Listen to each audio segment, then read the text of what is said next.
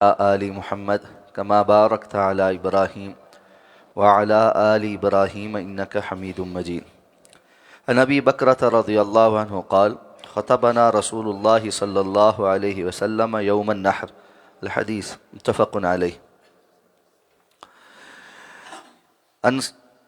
عن سراء بنت نبهان رضي الله تعالى عنها قالت خطبنا رسول الله صلى الله عليه وسلم يوم الرؤوس فقال أليس هذا أوسط أيام التشريق.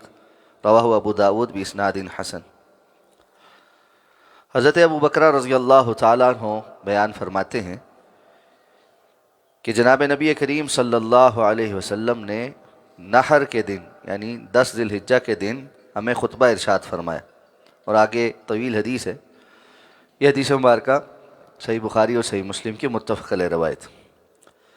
حضرت سراء بنت نبہان رضی اللہ تعالیٰ عنہ بیان فرماتی ہیں کہ جناب نبی کریم صلی اللہ علیہ وسلم نے یوم الرؤوس یعنی سریوں کے دن ہمیں خطبہ ارشاد فرمایا، اور اس دوران فرمایا کہ کیا یہ دن ایام تشریق کا درمیانہ دن نہیں ہے.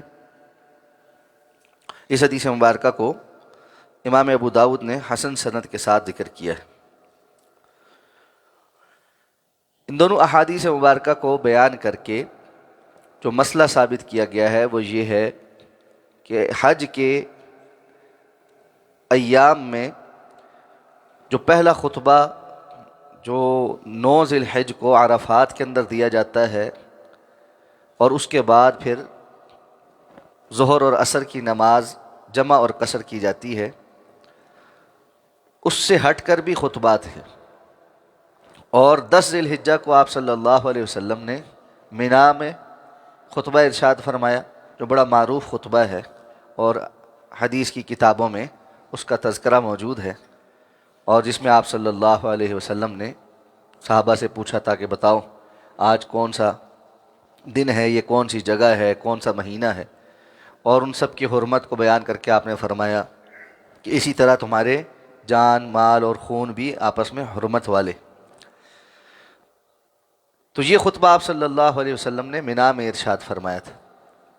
اور اسی طرح آپ صلی اللہ علیہ وسلم نے یوم الرؤوس کو آپ نے خطبہ ارشاد فرمایا. رؤوس رأس کی جمع ہے، یہ سر کو کہتے ہیں.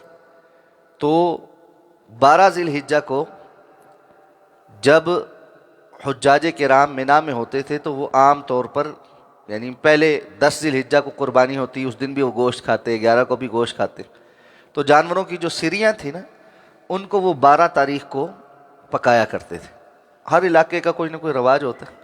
تو اس اعتبار سے اس دن کا نام یوم الرؤوس پڑ گیا، سریوں والا دن، جس دن سارے لوگ اپنے جانوروں کی سریاں پکا کے کھاتے ہیں.